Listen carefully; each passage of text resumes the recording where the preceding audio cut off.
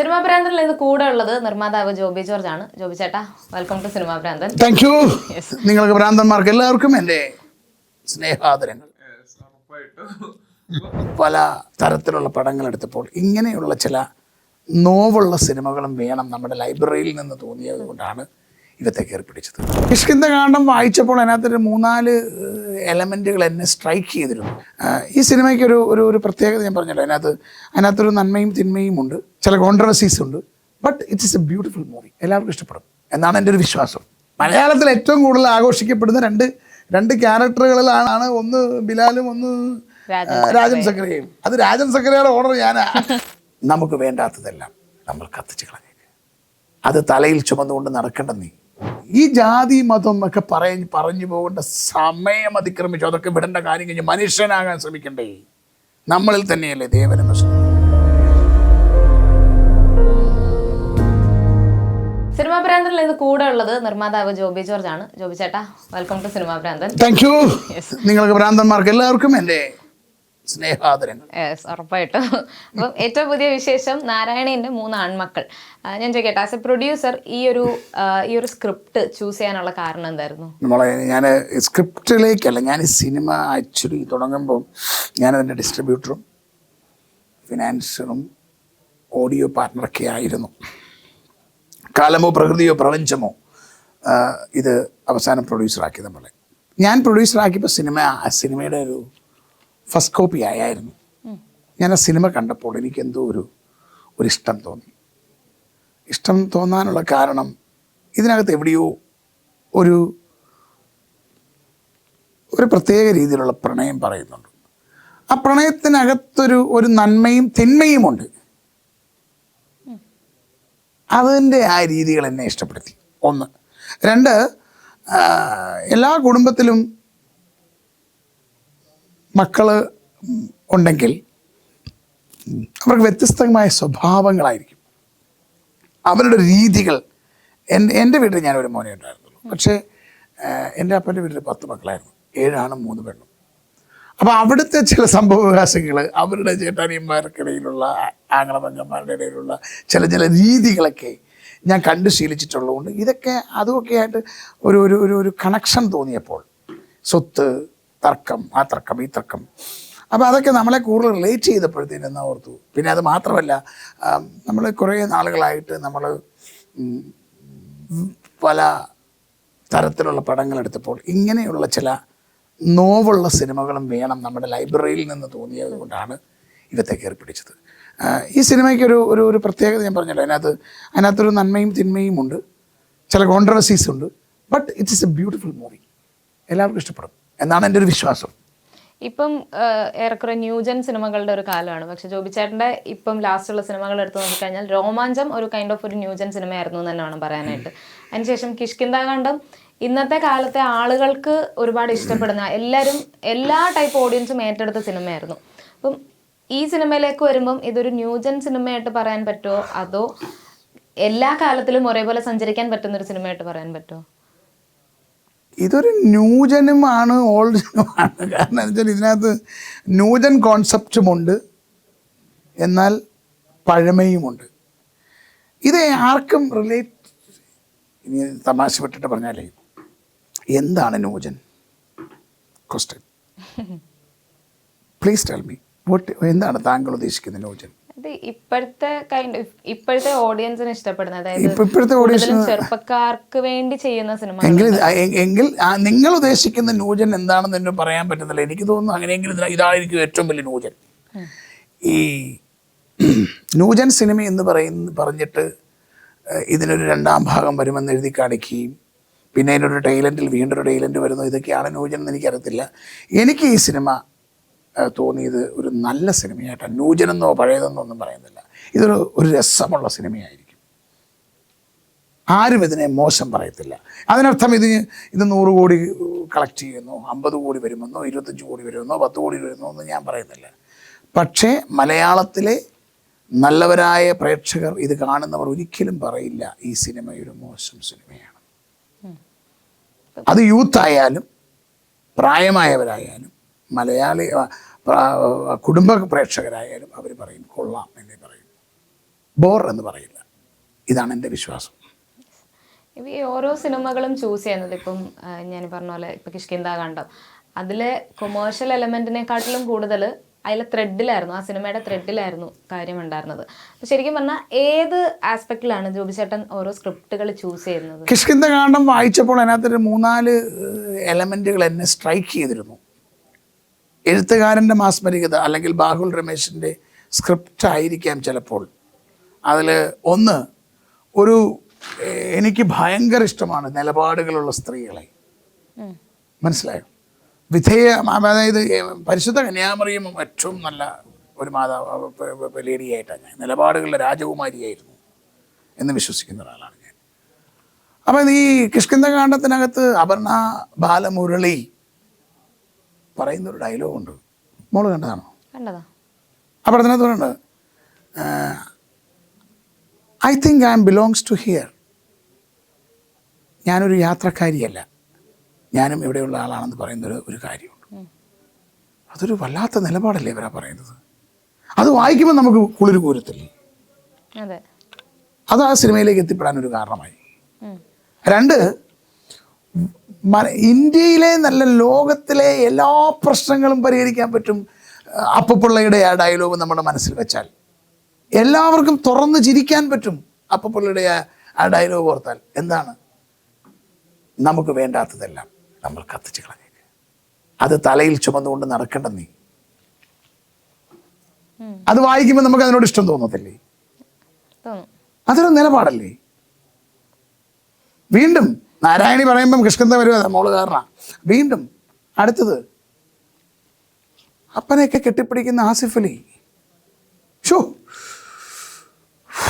എന്താണത്? ഇപ്പോഴും സോഷ്യൽ മീഡിയയിൽ നിറഞ്ഞു നിൽക്കുന്ന ഒരു സീനാണ് അത്. ആസിഫ് അലി വിജയരാഘവന്റെ ക്യാരക്ടറിനെ ചെന്ന് കെട്ടിപ്പിടിക്കുന്നത്. വിജയരാഘവൻ പറയുന്ന അത് വായിക്കുമ്പം മനസ്സിൽ നന്മയുള്ളവർക്ക് വായിക്കുമ്പോൾ അത് മനസ്സിലാകത്തില്ലേ?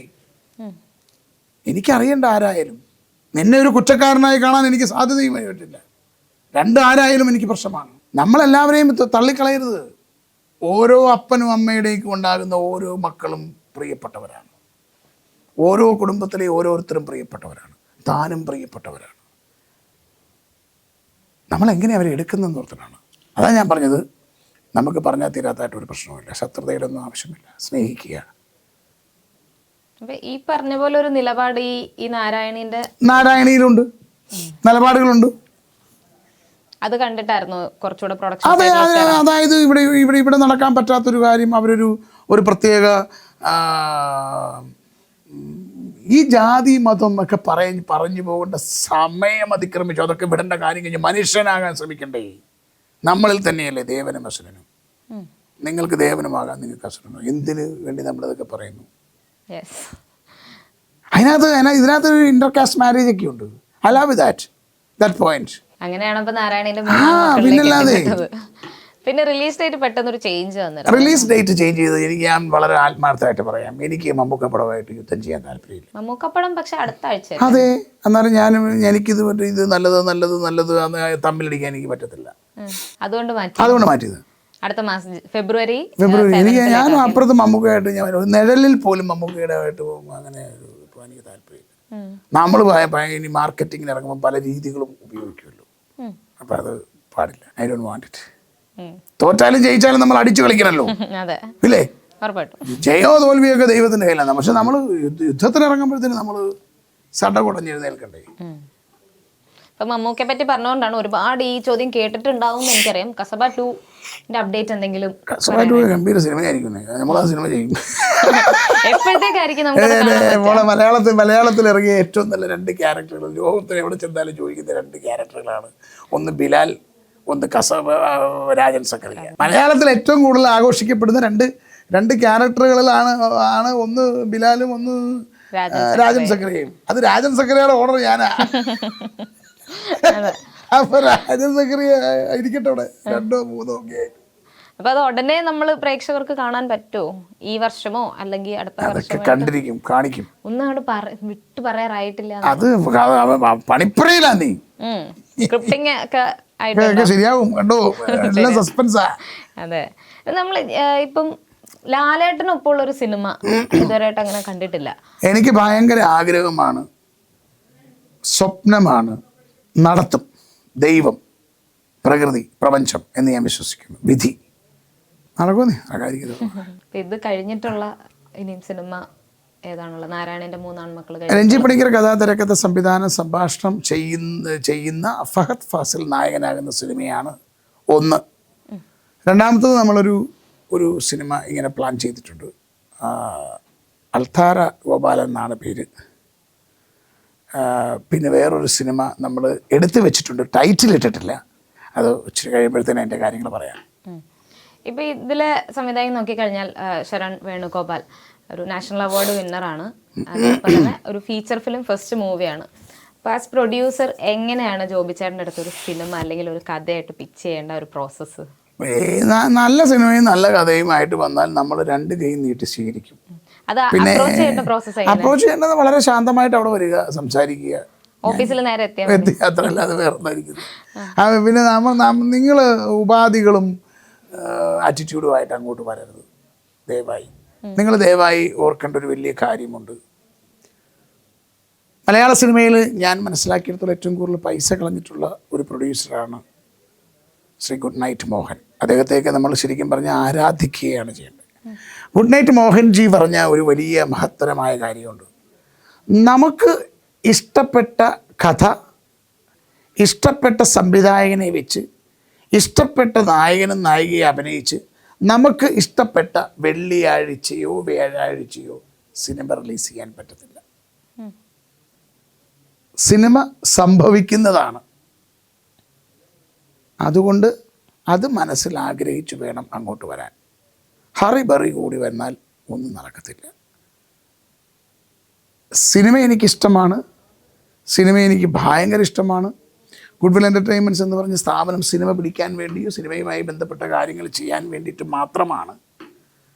പക്ഷേ അപ്പുറത്ത് എനിക്ക് എൻ്റെ ഒരു കുടുംബമുണ്ട്. അവിടെ ഞാനാണ് അവിടുത്തെ കാര്യങ്ങളൊക്കെ നടത്തുന്ന കാരണം എൻ്റെ ഫാദറെ മരിച്ചുപോയി 2000. അപ്പോൾ എനിക്ക് എൻ്റെ കുടുംബത്തിൻ്റെ കാര്യങ്ങളിൽ ഞാൻ വ്യാപൃതനായതുകൊണ്ട് ഞാൻ കഴിവതും എല്ലാ ആളുകൾക്കും ആൻസറുകളും ഒക്കെ കൊടുക്കുന്നതാണ്. അപ്പോഴും എൻ്റെ കുടുംബം എനിക്ക് പ്രധാനപ്പെട്ടതായതുകൊണ്ട് എല്ലാ സമയത്തും നിങ്ങൾ ചെയ്യുന്നത് പോലെ ഉദ്ദേശിക്കുന്ന സ്പീഡിൽ ചിലപ്പം അതിൻ്റെ കൂടെ എത്തിപ്പെടാൻ. അപ്പോൾ അതുകൊണ്ട് നിങ്ങൾ ഉപാധികളില്ലാതെ കഥയുമായി വന്നാൽ മാത്രമേ ഉള്ളൂ അവിടെ എന്ത് നടക്കത്തുള്ളൂ. പുതിയ ആൾക്കാർക്ക് അവസരം കൊടുക്കുന്ന ഒരു പുതിയ ആൾക്കാർക്ക് ഏറ്റവും കൂടുതൽ അവസരം കൊടുത്തിരിക്കുന്ന ഗുഡ്വിൽ എൻ്റർടൈൻമെൻറ്റ്സ് അല്ലേ പെങ്ങളെ. അതെ, ഇപ്പം ഇനി വരുന്ന ഒരു കാലത്തിലും അങ്ങനെ തന്നെ. സംശയം വല്ലതാണെങ്കിൽ നമുക്ക് പെരുന്തച്ചൻ മനോഭാവം വല്ലതും ഉണ്ടോ? പഴയ പുതിയ തലമുറ ഇനിയിപ്പോൾ ഇച്ചിരി കഴിയുമ്പോൾ എൻ്റെ മോനായിരിക്കുമല്ലോ ചെയ്യുന്നത്, അവനായിരിക്കും ചിലപ്പോൾ ഇതൊക്കെ നടത്താൻ പോകുന്നത്, അല്ല എൻ്റെ മോളായിരിക്കും. ഇപ്പം എൻ്റെ മോൾ വന്നിട്ട് പറയാം, papa I am going to take over by the production side എന്ന് പറഞ്ഞാൽ അവർക്ക് കൊടുക്കണ്ടേ. അപ്പോൾ എൻ്റെ മോൻ പറയാൻ ഐ ഡു സംതിങ് എൽസ്. അങ്ങനെയല്ല, എല്ലാവരും നമുക്ക് പറയാൻ പറ്റും. പുതിയ തലമുറയ്ക്ക് എന്നെ പുതിയ ഞാൻ 50 കൊല്ലം മുമ്പ് ഞാൻ പുതിയ തലമുറയായിരുന്നു. ഇനിയിപ്പോൾ എൻ്റെ അങ്ങനെയല്ലേ, 50 കൊല്ലം കഴിയുമ്പം മോളുടെ അടുത്തയാൾ വരും പുതിയ തലമുറ, എൻ്റെ അടുത്ത തലമുറ വരുമ്പോൾ ഞാൻ പഴയ തലമുറ. അത്രയല്ലേ കാര്യമുള്ളൂ. അതെ, മാറ്റം നല്ലതിനാണ്, പ്രകൃതി നിയമമാണ്. മാറാൻ തയ്യാറാകുക, എല്ലാ തരത്തിലും സമാധാനമുണ്ടാകും. അപ്പം മാറാൻ തയ്യാറായാൽ സമാധാനം. ഇപ്പം ഒരുപാട് കഥകളൊക്കെ കേൾക്കുന്നുണ്ടല്ലോ, അതിൽ കൂടുതലും കൊമേഴ്ഷ്യൽ എലമെന്റ് ഉള്ള സിനിമകൾ കേൾക്കാനാണ് അത് ഈ പറഞ്ഞ പോലെ കുറച്ച് സട്ടിലായിട്ടുള്ള കഥകൾ? എനിക്ക് കൊമേഴ്ഷ്യൽ എലമെന്റ് ഉള്ള കേൾക്കാനാണ് കാരണം പണം വേണമല്ലോ. ഇനിയിപ്പോൾ 2-3 കൊമേഴ്ഷ്യൽ ചെയ്യണം, എന്നാലേ ഉള്ളൂ നമുക്ക് ഇനി പിന്നെ ചെയ്യുള്ളത്. ഇതൊക്കെ ചെയ്യുമ്പോൾ നമ്മുടെ ഒരു ആഗ്രഹം എന്ന് വെച്ചാൽ കുറച്ചൊരു ആഗ്രഹം ഉണ്ടായിരുന്നു. അതായത് നമുക്കൊരു സങ്കടമുണ്ടായിരുന്നു, നമ്മൾ ഇത്രയും നല്ല സിനിമകൾ ഇത്രയൊക്കെ ചെയ്തിട്ട് നമുക്കൊരു TV അവാർഡ് പോലും കിട്ടിയിട്ടില്ല. TV-കാരൊന്നും നമ്മളെ വിളിക്കത്തില്ല. കാരണം എന്ന് വെച്ചാൽ നമ്മുടെ ഈ ഒച്ചമേളമൊക്കെ കേട്ട് പേടിച്ചിട്ടായിരിക്കും, അല്ലെ അവർക്ക് നമ്മളോട് ജലസായിരിക്കും, അസൂയായിരിക്കും. അല്ലാതെ മോശം സിനിമയൊന്നും അല്ലായിരുന്നു ഗുഡ്വിൽ എടുത്തതൊക്കെ. ടെലിവിഷൻ അവാർഡ് പോലും നമുക്ക് തന്നിട്ടില്ല. നമുക്ക് വേണ്ടാവേ, നിങ്ങൾ പിടിച്ചുകൊണ്ടിരിക്കുകയല്ലേ, ഇപ്പം എന്നാ ചെയ്യാൻ പറ്റും. നമുക്ക് ജനങ്ങളുടെ അവാർഡുണ്ട്, ജനങ്ങൾ നമുക്ക് 100% 100 മേനി അവാർഡ് തരുന്നു. അപ്പോൾ അതുകൊണ്ട് ഒരു അവാർഡൊക്കെ കിട്ടട്ടെ എന്ന് പറഞ്ഞാൽ ഇത്തവണ സ്റ്റേറ്റ് അവാർഡൊക്കെ തരുമെന്നാണ് എൻ്റെ ഒരു വിശ്വാസം. കിഷ്കിന്ധാകാന്ഡത്തിൽ വിശ്വാസം കൈവിടാതെ അങ്ങനെ തന്നെ ഇരിക്കാം. ഇരിക്കാം, അല്ലാതെ പിന്നെ. ഈ ഒരു എനർജിയുടെ ഒരു സീക്രട്ട് എന്താ ശരിക്കും പറഞ്ഞാൽ? ഇപ്പൊ നമ്മൾ അറിയാം ഇവിടെ ഇരുന്ന് ഇപ്പൊ ചേട്ടൻ കുറേ ഇന്റർവ്യൂസ് ആണെങ്കിലും കൊടുത്തു, ഒരുപാട് നേരത്തെ എണീറ്റാണെന്നൊക്കെ പറഞ്ഞു. പക്ഷെ എന്നെക്കാളും ഞാൻ ആ എനർജിയിൽ എത്താൻ വേണ്ടി നോക്കിക്കൊണ്ടിരിക്കുക. അപ്പൊ ജോബി ചേട്ടൻ ഈ ഒരു എനർജിയുടെ സീക്രട്ട് എന്താ? ദൈവാനുഗ്രഹം, തോമാസ് ലിയ, ഈശോയുടെ അനുഗ്രഹം. ഞാൻ 4 മണിയായപ്പോൾ എണീറ്റതാണ്. ഞാൻ എല്ലാ ദിവസവും അല്ലെങ്കിൽ ഞാൻ ഈ ചിരിക്കരുത്, ഒരു കുഞ്ഞ് ക്യാപ്റ്റൻ ഫിറ്റ്നസ് സെൻറ്റർ എന്ന് പറയുന്നൊരു ജിമ്മ് എൻ്റെ ഒരു സുഹൃത്തിന് ഞങ്ങളുടെ നാട്ടിലുണ്ട്. അപ്പോൾ എനിക്ക് വെയിറ്റ് കൂടുന്നു. ഇപ്പം എൻ്റെ മക്കൾ ഇന്ന് 2 ദിവസം പോകാതിരുന്നപ്പോൾ എൻ്റെ ഇളയ മോളെന്ന് പറഞ്ഞിട്ട്, പപ്പാ എന്തുണ്ടോ എന്നല്ല രാവിലെ ആയിട്ട് പോകണമെന്ന് പറഞ്ഞു. അപ്പോൾ എല്ലാ ദിവസവും 4 മണിയാകുമ്പോൾ എണീക്കും. ഇന്ന് 4 മണിയാകുമ്പോൾ വെയിറ്റ് അവിടെ പോയി 4:30 മുതൽ 6 മണി വരെ അവിടെ അഭ്യാസം കഴിഞ്ഞിട്ടാണ് വരുന്നത്. അത് കഴിഞ്ഞ് വീട്ടിൽ വന്നു, ഒരു വണ്ടി ഓടിച്ചു വന്നു. ഇപ്പം സമയം എത്രയായി? ഇന്ന് രാവിലെ തുടങ്ങി, ഇപ്പം മണി 9:30 4:30 മുതൽ 9:30 വരെയുള്ള അഭ്യാസമാണ് തോമാസ് ലിയാക്കി. അപ്പം അതെന്നോട് എന്നാന്നറിയാം, നമുക്ക് ഇഷ്ടമുള്ള കാര്യങ്ങൾ ചെയ്യുമ്പോൾ നമുക്ക് ബോറടിക്കില്ല, ക്ഷീണം അനുഭവപ്പെടില്ല. സിനിമ എനിക്ക് അത്ര ഇഷ്ടമാണ്. ഞാൻ സ്കൂളിൽ പഠിക്കുമ്പോൾ ഞാൻ പ്രണയിച്ചിട്ടില്ല. ഞാൻ ചെയ്യാത്ത കാര്യങ്ങളിലൊന്നാണ്, എന്നെ ആരും പ്രണയിച്ചിട്ടില്ല, ഞാൻ ആരെയും പ്രണയിച്ചിട്ടില്ല. മനസ്സിലായോ? അതുകൊണ്ട് ഞാനിപ്പോൾ സിനിമയെ പ്രണയിക്കുന്നു, സിനിമ എന്നെയും പ്രണയിക്കുന്നു. അപ്പൊ പ്രണയിക്കുമ്പോൾ നമ്മൾ ചാടി നിൽക്കുകയല്ലേ? താൻ പ്രണയിച്ചിട്ടുണ്ടോ? അപ്പോൾ തനിക്ക് ഒരു സ്പിരിറ്റ് കൂടുതലല്ലായിരുന്നു? ഇതാണ് ഇത്ര കൊടുക്കാൻ സ്പിരിറ്റിന്റെ കാര്യം. കറക്റ്റ് ഉത്തരല്ലേ മോനെ? അതെ, ഉറപ്പായിട്ടും സിനിമയോടുള്ള പ്രണയം എനിക്ക് ഭയങ്കര ഇഷ്ടമാണ്. അതുകൊണ്ടാണ് നമുക്ക് ഇത്രയും നല്ല നല്ല സിനിമകൾ ഇപ്പം ആയിരിക്കാം. അത് ദൈവം ഞാൻ എല്ലാ സിനിമയുടെയും പടങ്ങൾ വെട്ടി, നാനയിലൊക്കെ വരുന്ന വെട്ടി ഞാൻ പുസ്തകത്തിൽ ഇങ്ങനെ ഒട്ടിച്ചു, എന്നിട്ട് ഞാനതിന് ക്യാപ്ഷൻ കൊടുത്ത് ഒട്ടിച്ചു നോക്കുമായിരുന്നു ഓരോ ക്യാരക്ടർ. എൻ്റെ ചെറുപ്പത്തിലൊക്കെ ഒത്തിരി പുസ്തകത്തിലുണ്ടായിരുന്നു. പിന്നെ നിങ്ങൾ കേട്ടിട്ടുണ്ടോ മാംഗോ മെഡോസ്? എന്ന് കേട്ടിട്ടുണ്ടോ? കേട്ടിട്ടില്ല. ഗൂഗിൾ അടിച്ചു നോക്കി. മാംഗോ മെഡോസ് എന്ന് പറഞ്ഞൊരു സ്ഥാപനമുണ്ട് ഈ കടുത്തുരുത്തിക്കടുത്ത്. ലോകത്തിലുള്ള എല്ലാ സസ്യങ്ങളും വളർത്തുന്ന ഒരു വലിയൊരു തീം അഗ്രികൾച്ചർ പാർക്കാണ്. അതിൻ്റെ ഓണർ ജെയിംസ് എൻ്റെ സുഹൃത്താണ്, കുര്യൻസ്. ഞങ്ങളൊക്കെ എന്ത് സിനിമ ഇവിടെ ബ്ലാക്ക് ടിക്കറ്റ് അടിച്ച് കണ്ടിട്ടുണ്ടെന്ന് പറയും. എറണാകുളത്ത് എല്ലാ തിയേറ്ററുകളിലും. ഞാൻ എറണാകുളത്ത് പഠിക്കുന്ന സമയത്ത് ഷട്ടിലിനാണ് വരുന്നത്. ഷട്ടിലിന് വന്നിട്ട് ഇവിടുന്ന് തിരിച്ച് ഷട്ടിലുണ്ട് അങ്ങോട്ട് കോട്ടത്തേക്ക്. പല ദിവസവും കോളേജിൽ പോയില്ല. സിനിമ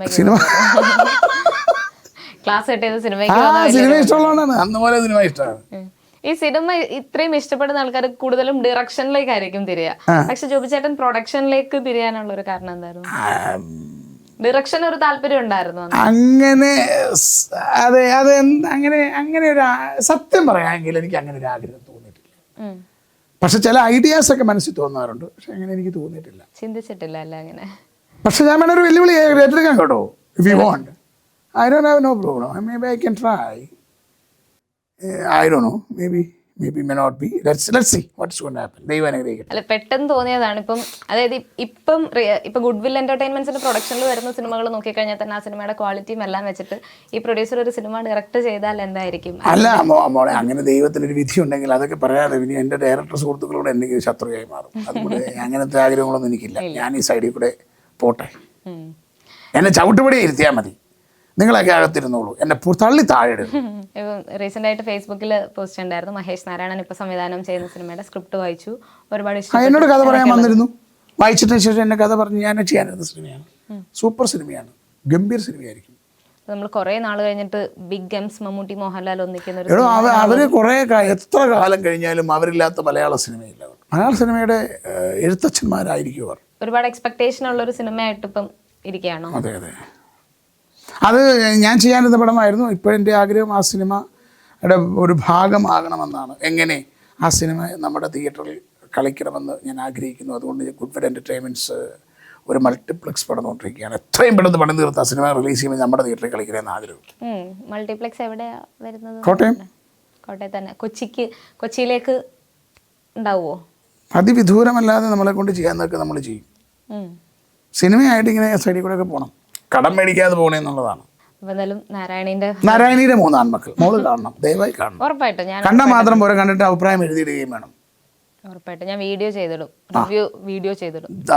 അതാണ് സ്പിരിറ്റ്. യെസ്. വാക്ക് മാറരുത്. ഇല്ല.